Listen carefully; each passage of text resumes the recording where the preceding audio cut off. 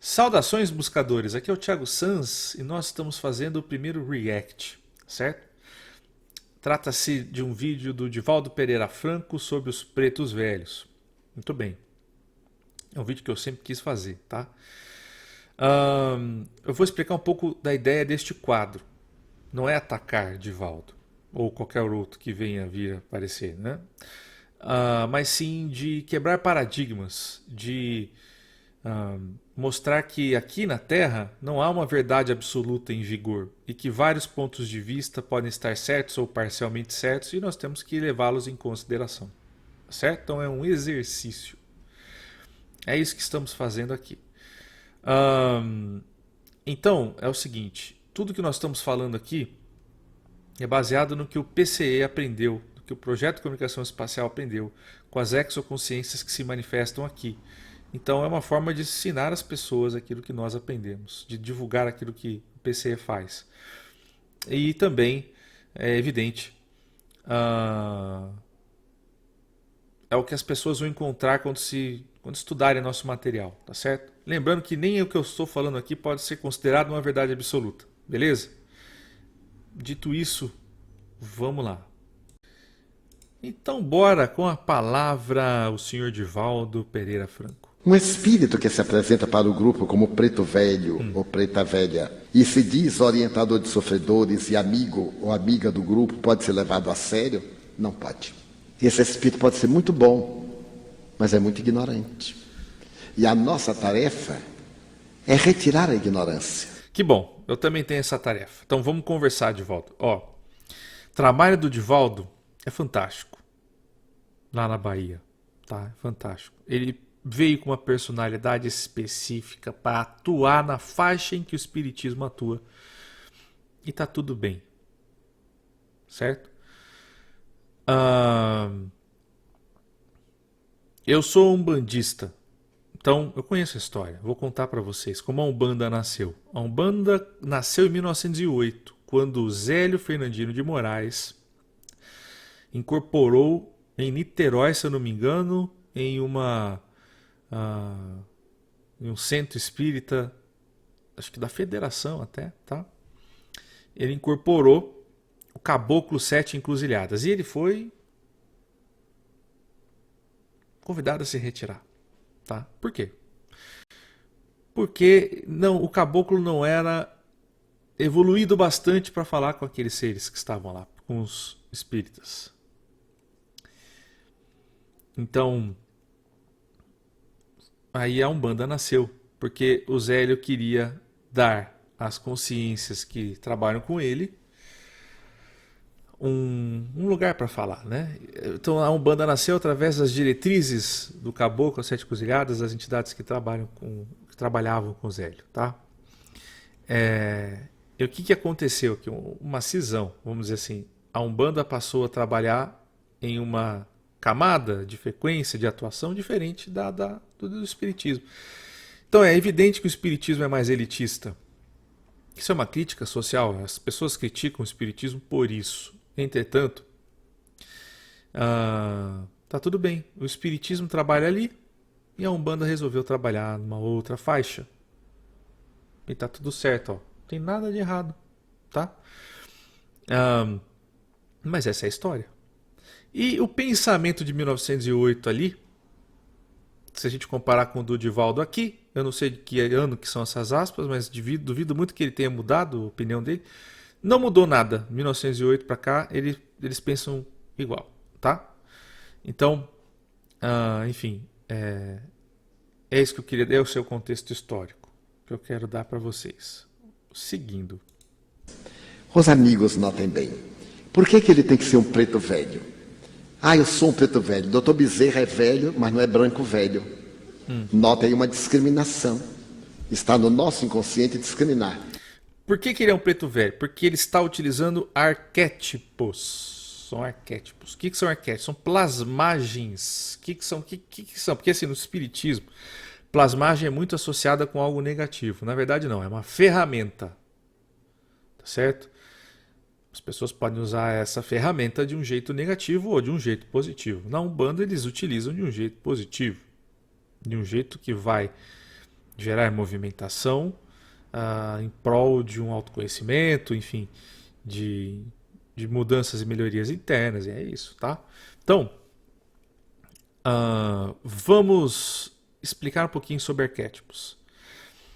São uniformes, tá? As consciências não são o que elas se apresentam na Umbanda. Elas não são aquilo que elas se apresentam. Elas estão trabalhando em uniformes, organizadas em falanges. O que significa isso? Significa que o Pai João de Aruanda não é só um único Pai João de Aruanda. Existem vários Pai João de Aruanda. O Exu Caveira são vários. Vocês estão entendendo? É um uniforme. Então, a organização é feita por função dentro da Umbanda, tá certo? Por função. E aí, o que acontece? Quando eles vêm em um uniforme específico, eles também estão transmitindo uma mensagem. E a mensagem do Preto Velho é uma mensagem de amor, carinho, resiliência, superação. Tá certo? É uma mensagem. É um ser que tá lá para te acolher, né? Para te ouvir, para te aconselhar. Então, eles trabalham em mensagens, tá? Aí o caboclo, não, o caboclo já é mais forte, firme, né? Corajoso.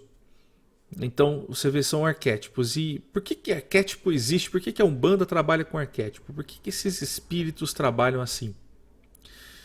Porque nós precisamos. Porque é mais fácil trabalhar assim com a gente. Porque nós sugestionamos mais fácil, nós aceitamos a sugestão de uma maneira mais fácil. Ok? Aí eu tenho uma coisa para dizer para vocês. O mentor miramês, né, ele também é um arquétipo. Existem vários. Não é um só que se apresenta sempre. Entendem? Assim como na Umbanda. E quando ele estiver na Umbanda, trabalhando, o mentor miramês vai adotar um nome de falange e vai trabalhar dentro do que aquela entidade sabe fazer melhor. E esses caras também estão na igreja católica, na igreja evangélica, em todo lugar, trabalhando. É um uniforme. O espírito é livre. Ele não se prende desta forma. Então, até mesmo dentro do próprio espiritismo, eles não entenderam ainda que se trata da utilização de arquétipos. Mas muitas pessoas já falam isso. Pessoas dissidentes do espiritismo em si, né? E isso é assim que funciona. É um uniforme. Aqui no projeto, nós tivemos muitas situações assim, de observar que a consciência se apresentava para a gente, a mesma consciência, de várias maneiras. Por exemplo, no exemplo da Natália, ela trabalha com um herê que já se apresentou para ela de um jeito mais humano, com outro nome, e já se apresentou para ela como um arcturiano, entenderam? E ela também trabalha com os pretos velhos dela, que são consciências de Zaurak. Olha só. Então, também tem esse outro agravante. Não se precisa estar desencarnado para atuar como um guia, um mentor, tanto no espiritismo quanto na Umbanda. Isso é um paradigma. Explicamos um pouquinho de arquétipos. É muita informação que eu passei aqui, mas vamos seguir. Se chegar um índio velho, eu sou vermelho velho. Chegar um japonês, eu sou um amarelo velho. Não. Portanto, há um atavismo. O espírito pode chegar porque ele na Terra esteve no corpo de um preto velho. Eu sou um preto velho. Não, meu irmão, você foi. Aí é o seguinte, aí que foi o que eu acabei de explicar para vocês. Muitos desses caras, quem está nos terreiros e conversa com essas entidades, eu me lembro muito bem de uma conversa com um cigano que me disse que ele é de Saturno. E Dierês que dizem frequentemente que ainda que estão em preparação para encarnar na Terra. Muitas consciências dizem, não encarnei, não vou encarnar. Entenderam? Então, assim, é um arquétipo, é um uniforme, literalmente. Eles não precisam ter vindo aqui. Não estamos falando de um passado linear. Tá? É isso que eu acho que o Espiritismo não sacou. Entenderam? E que pra gente já é... Dentro do projeto isso é muito difundido, tá? Porque não há essa linearidade assim que o Espiritismo atua. Certo? Então, bom, nem todo preto velho é preto. Nem todo preto velho é velho. Nem todo preto velho é humano. Mas estão atuando em troca, assim, com o uniforme do preto velho. Por que eles atuam assim? Porque nós precisamos. Tá? Somos nós quem precisa. No dia que a gente não precisar mais, eles não vão mais utilizar. E aí o que acontece? Vou mostrar para vocês aqui uma fala do Luiz Scortetti, Luiz Gonzaga Scortetti, ele já falecido ano passado, né? Olha só o que esse cara fazia. Olha o que ele traz aqui pra gente, ó. Vamos ouvir ele. Se nós queremos mudar e chegar a ser uma civilização avançada, nós temos que começar mudando aquilo que nos prende a uma percepção primitiva de realidade. Nós queremos viajar entre as estrelas do céu, mas não queremos mexer no São Jorge. É isso que acontece. Eu estou fazendo um trabalho de reprogramação de médiums. Presta atenção. Porque lá em Curitiba, um centro de muitos anos, que trabalha com banda esotérica muito séria, muito boa, tem lá os seus caboclos, seus preto velhos, suas crianças, seus índios, etc. Dá o exemplo. De repente, começou a pintar espacial no lance. Aí os médicos, opa, né? O que é isso? Isso eu não sei o que é. Aí tem que vir um sujeito de fora para abrir a cabeça dos médios, para mostrar para aqueles médios que o plano espiritual é um pouco diferente do que eles imaginavam, que as entidades que eles estavam acostumados não eram exatamente o que eles pensavam. Como outros casos que eu cheguei a contar tantas vezes aqui em Belo Horizonte, de uma médium muito valente, uma capricorniana brava, chegou e disse assim, pois bem, eu fecho esse centro hoje se vocês não se mostrarem como vocês são mesmo. A treta. Então a tal entidade de luz dela, que era uma criatura angélica de cabelos dourados, flutuavam na luz assim, né? Uma criatura linda, de olhos transparentes. Era um feio, horrível, baixinho desse tamanho, cabeçudo, com um nariz esquisito, pavor total. Ela falou, me enganaram durante 50 anos. Plasmagem. Eu me comunico com o próprio demônio? Opa, também, né? Não. É porque ela só tinha condições de aceitar aquela criatura encantadora Tem a ver com a limitação do médium também, tá vendo? Que voavam a pressão da luz cósmica, entendeu? E que toda vez que escrevia assim, amados irmãos. Oh, gratiluz. Né? Quando ele vem com a equação dizendo qual é o canal de acesso dele, aí fala, não, esse cara não está com nada. Número, não é de Deus. Né? Aí não está com nada, mas é o mesmo. É claro, gente, que criaturas avançadas, evoluídas, para efeito de comunicação com uma civilização primitiva como a nossa, usam de toda sorte de artifícios para permitir ferramenta. um diálogo, permitir um entendimento. Se nós não nos transformarmos para nos adequarmos a essas novas realidades, nós nos chocaremos, ficaremos traumatizados, porque a realidade é muito diferente do que a gente imagina. É muito. Tá vendo? Ó? Tá vendo? Esse é o exemplo que eu quero dar para vocês aqui, que tem a ver com o que eu estou falando sobre arquétipo, né? Ele tá dando, o Scortetti deu um exemplo aqui de que a limitação parte do médium também. Então a gente entende o porquê que o espiritismo não saiu do que ele está vendo. Vocês estão entendendo? Mas é uma faixa de atuação. É ali que vai atuar. Tudo certo. Mas eu estou mostrando para vocês o exemplo dele, é muito bom dentro do que nós estamos ilustrando sobre arquétipos aqui, para a gente ver que, é uniforme, né? É uniforme. Nós estamos aptos, os médios estão mais tranquilos quando se comunicam com um preto velho do que com um arcturiano às vezes, né? Ou um grey, tá? E o trabalho vai fluir melhor, não é? E as pessoas vão também querer passar com o preto velho, né? E se consultar. Então, tá aí. É um grande teatro funcional, importante, tá certo? E eu sei que muitos umbandistas que me ouvirem também não vão entender a história dessa forma. Vocês entendem que é um pouco um sarrafo que eu estou colocando, é um sarrafo tipo, putz, eu estou quebrando o paradigma do umbandista e do espírita aqui. Mas baseado no que nós também vimos, né? E por exemplo, como o caso do Scortetti, ele é da Amazofia, tá? Era da Amazofia, ele já faleceu.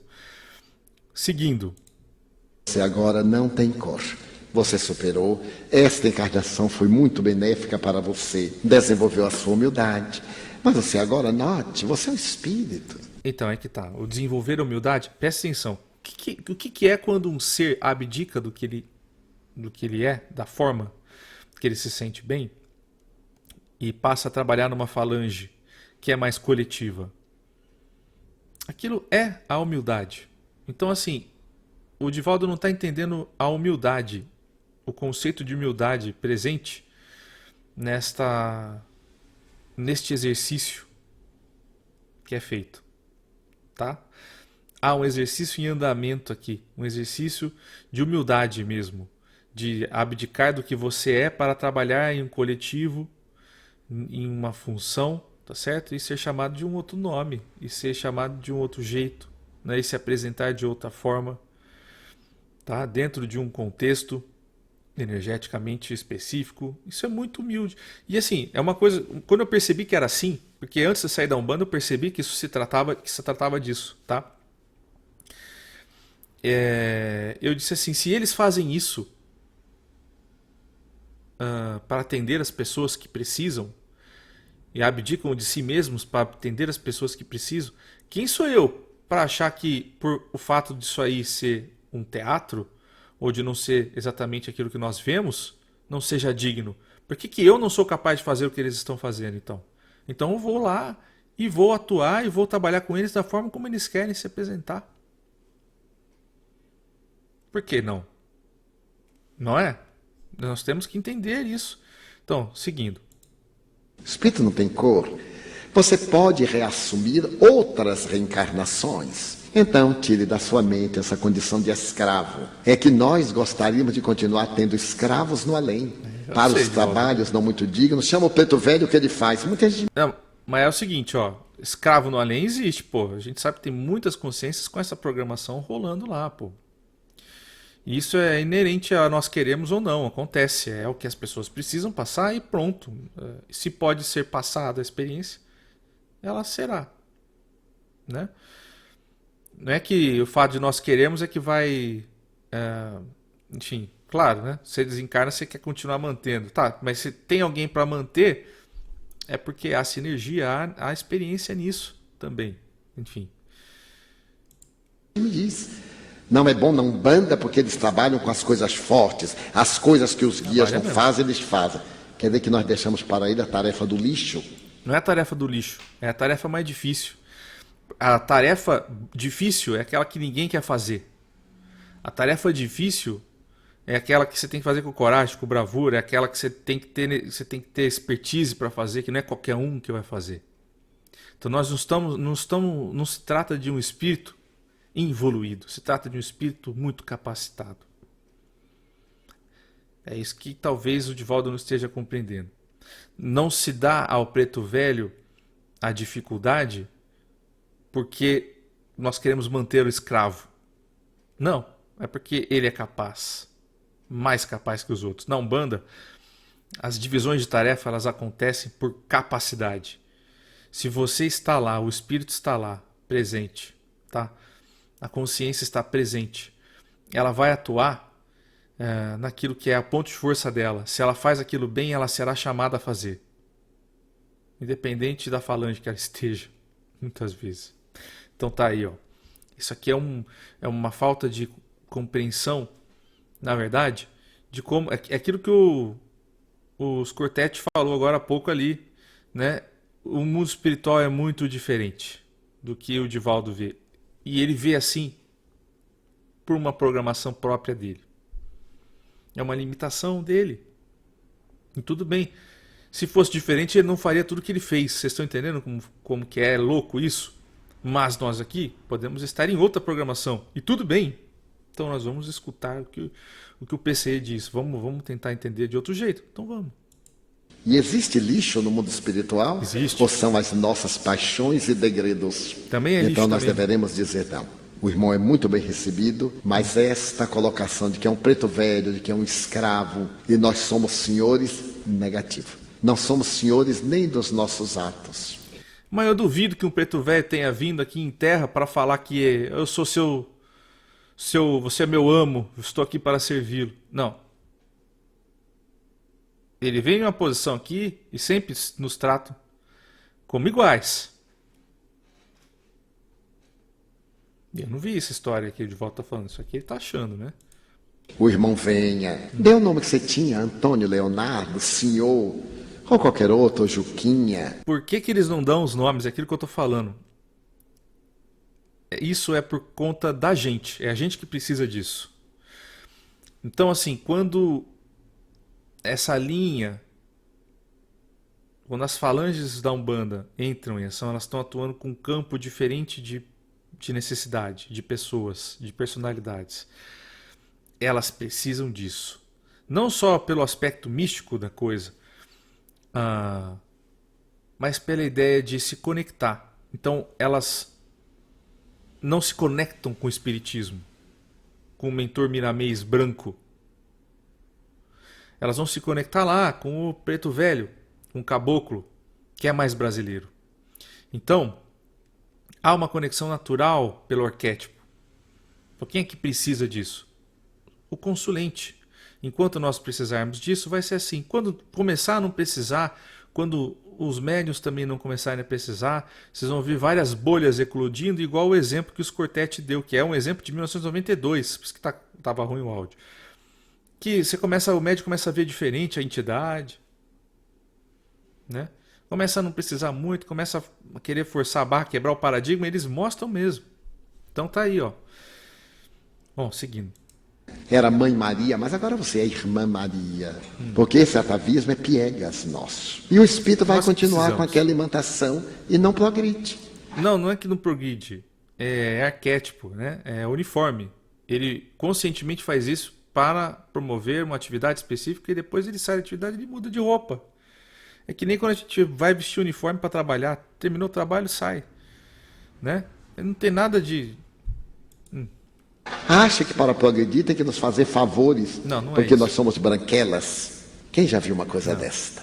Nós deveremos acabar com esta conceituação que desmerece o espírito. Devemos. Como proceder com médiuns, geralmente iniciantes, que recebem com muita frequência mensagens dirigidas aos membros do grupo, tratando de assuntos pessoais?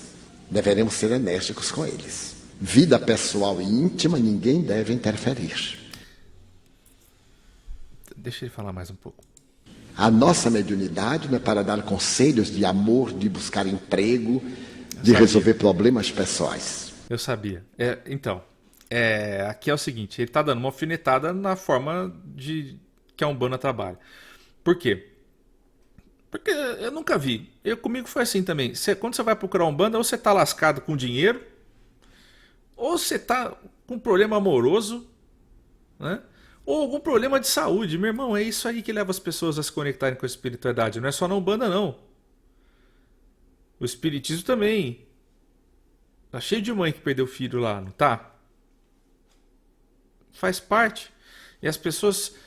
É a forma como as pessoas buscam uma conexão. E a partir disso, quando elas começam a melhorar, elas vão progredindo.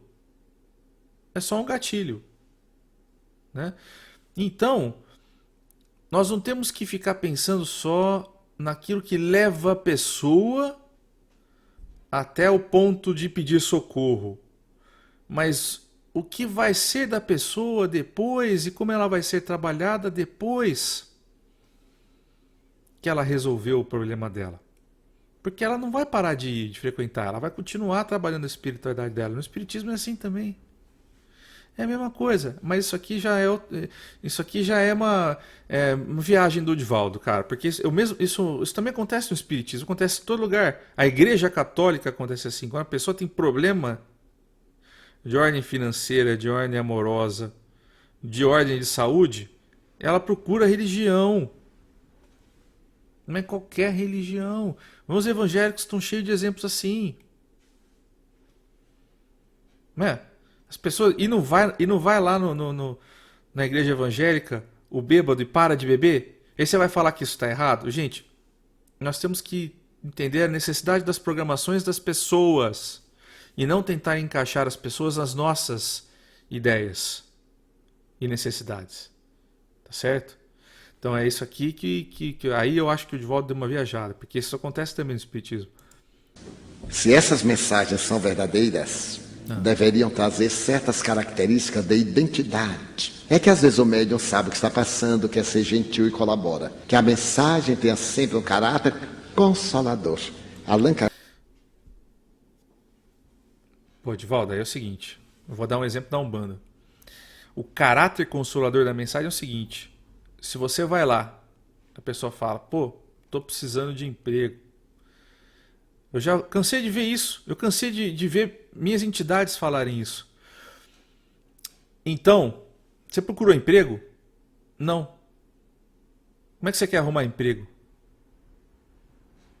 Então, assim, o que se mexe, o que a gente vê, que o caráter consolador não é tudo. Às vezes você tem que dar um puxão de orelha. E eu vejo, o preto velho, ele costuma abraçar mais. Ele vai dar nesse filho, não faz isso, não faz isso, não faz isso, meu filho. Se não é veja se esse é o caminho bom para você, minhas filhos, vai vendo. Agora, vai numa gira de Exu. O Exu vai virar e falar assim: seu filho da mãe. Né? Para falar bonito, tá? Para não xingar muito. Seu filho da mãe. Já não cansaram de falar pra você essa merda? E por que você tá fazendo isso ainda? Por quê? E aí o cara acorda. Ele fala, ih, caraca, ele entende. Mas ele foi 20 vezes falar com o preto velho e não entendeu. Mas quando ele foi uma vez falar com o Exu lá, ele entendeu. Caiu a ficha. Aí você vai dizer que o que o Exu falou não é consolador? Só porque ele não falou do bonito? Não resolveu, Divaldo? Então, resolveu, não resolveu? Então a forma da mensagem não importa. Não importa o jeito que ele fala, não importa o jeito que ele se veste, não importa o que a gente vê, o que importa é o que é falado e como a pessoa absorve isso. O espiritismo inverteu. O importante não é a forma, é a mensagem. Vai. Kardec diz ipsis verbis, que os médiuns recebam primeiro para si, antes que para os outros, as mensagens de que são portadores. Uma que outra vez, é claro, eu estou num grupo mediúnico, estou passando por uma grande crise moral. É perfeitamente válido que o guia espiritual me faça uma carta. Meu filho, tenha bom ânimo, preserve-se do mal, evite cair na depressão. É lógico, isso vai ter um efeito em mim. Não, peraí, então pro médium ele pode, pode, e pro consulente não pode, é isso? Porque eu entendo da mesma maneira. Quer dizer, se pro médium ele pode falar, receber uma orientação do guia, né, por uma coisa pessoal, e na hora que você foi lá falar da vida do outro lá, você... Ué, não é a mesma coisa do consulente pro médium? O médium está o quê? Num patamar diferente, é isso? Não. Inclusive é importante para o médium receber, porque ele ele tem que se melhorar para conseguir atender mais as pessoas, atender melhor, sem preocupações, etc. Agora, as pessoas também têm os mesmos direitos que os médiuns têm de resolver os pequenos problemas das vidas delas. Não importa a forma, e se resolver na Umbanda, resolver na Igreja Católica, se resolve onde quiser resolver. Pode ir lá no hinduísmo, no budismo, se resolveu, é isso, meu irmão. E as consciências que trabalham no espiritismo trabalham na Umbanda. E trabalham lá no budismo, e trabalham no hinduísmo. Cara, eles só mudam de uniforme. É isso que a gente vê. Enfim. Muito edificante. Mas os médicos ficaram recebendo mensagens pessoais. O que vai acontecer? Determinadas pessoas vão receber muitas e outras nenhumas. Ué. E aqueles que não receberem sentem-se discriminados. É que assim, o Divaldo está separando o que é mensagem consoladora de mensagem individual. Dentro do projeto a gente vê isso. O médium às vezes está passando por um processo muito difícil. E a mensagem meio que vem por conta dessa situação. Só que quando a gente divulga isso para o público, a gente vê que a consciência matou 2 coelhos com uma cajadada só. Porque além dela ajudar o médium, ela passou uma informação que ajuda todos. Então essa ideia do Divaldo, ela tende um pouco ao controle desse processo que não é muito nosso. A gente tem que estar aqui com uma condição de mensageiro e vamos embora, meu irmão. Transmite o que eles querem falar e vamos embora. Se ficar julgando aqui, metendo muito o bedelho, às vezes a gente atrapalha. Tá? E eles sabem às vezes o que eles estão fazendo melhor que a gente. Bom, vamos lá. E realmente são. Por que fulano tem direito de estar sempre paparicado pelos espíritos e eu que frequento nunca recebo nada? Muita gente me diz. Olha, seu Divaldo, eu frequento reunião, nunca ninguém me disse nada. Eu sou uma coisa morta, chego lá, sento, levanto, nem sei para que vou. E tem outros que os guias elogiam, que os guias dizem coisas formidáveis. Eu digo, não. Tá bom, e o espiritismo não é igual não, Divaldo? Quando a gente tem um problema, quantas mães vão receber as cartas psicografadas? Todas saem com as cartas, Divaldo? Elas têm que ir várias vezes, não tem? É a mesma coisa, Divaldo. É igualzinho. Então isso aqui é um pouco complicado, porque o espiritismo também tem isso. Meu filho não é guia, não. São guiados. Não fique triste, não. Bem-aventurados aqueles que são esquecidos, porque esses são lembrados pelo Senhor. Então não é conveniente. Tá aí, né? Tá aí o lance do Divaldo, como vocês viram. Enfim, faz parte da matriz de pensamento dele, do que ele precisava ter para desenvolver o seu trabalho dentro do espiritismo. Mas também coloquei aqui as pitadas do que a gente aprendeu no projeto aí para vocês terem outros pontos de vista, tá certo? Agora eu quero que vocês comentem e falem o que vocês acharam a respeito desse react aqui, beleza? Deem suas opiniões. E é isso aí, povo. Fiquem bem, até mais. Tchau, tchau.